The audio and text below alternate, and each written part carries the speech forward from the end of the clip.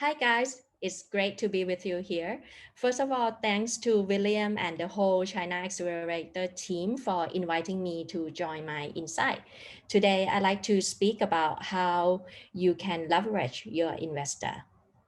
But first thing first, I like every entrepreneur to understand that your investor and you are in the same boat. We are the same team. Investors are not your bosses. So share with us your pains, your challenges, and the problems that you are working on, and then we will fix them together as a team. So what are the things that investor can support you? The first one, of course, connections. There are three ways that I'm thinking about here. The first one is business partnership, right? Your investor will be able to connect you with a lot of partner for your business. This one, especially when you would like to expand offshore, right?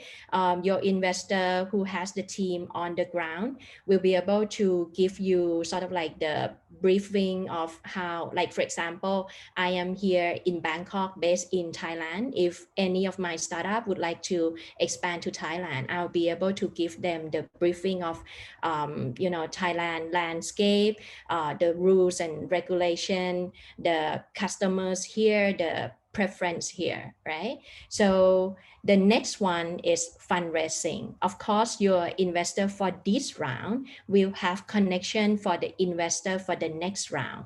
And because of that, for you to raise fund next round, you should work for your investor to come up with the list of the potential investor. And then last one, the connections that investor can help you is about the hiring, because as an investor, we'll be speaking to hundreds or thousands of the startups, and we will be able to tell you who are the talents that you might want them to work with you, with your startups. Next one that your investor can definitely help you is about fundraising preparation, right? As an investor, we will know what would the decent pitch deck look like, right? So work with us, come up with, how your slides should look like. And then the next one, especially when you are Series B and above, financial projection is one of the key things that you have to show it to your potential investor for the next round as well. And your existing investor should be able to poke holes, should be able to help you come up with the sound financial projection. And lastly, for fundraising preparation, which is quite important as well, is about you have to be able to articulate your vision very well, right? So this one, practice with your existing investor, and then don't forget to practice the Q&A with them as well.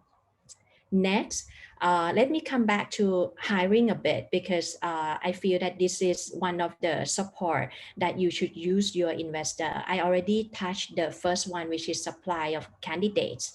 The next two things that I like to bring to your attention is that you can ask for the support from your investor to help you interview the candidates, especially the one that you will get them to join your C-suite, right? Because again, investor have met so many talents, should be able to ask the right question to help you figure out who is the right guy for you.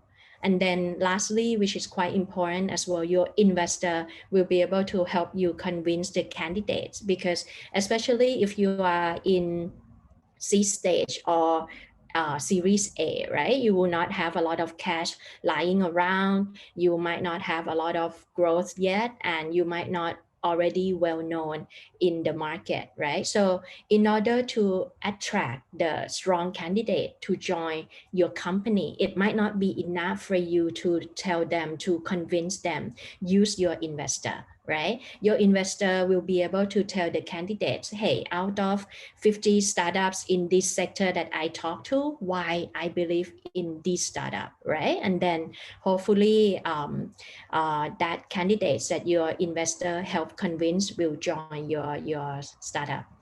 Next, this one will be about the fund specific expertise. I put tech, ESG, and AI and ML here because it's some of the expertise that my fund have. We have expert in-house.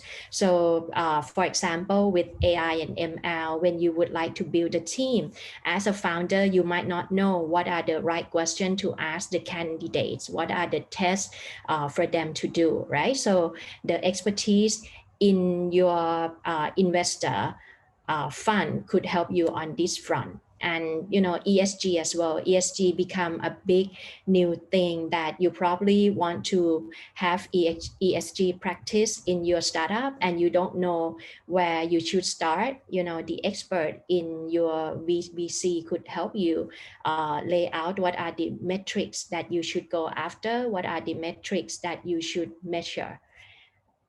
And last word from me, form your investor bench wisely.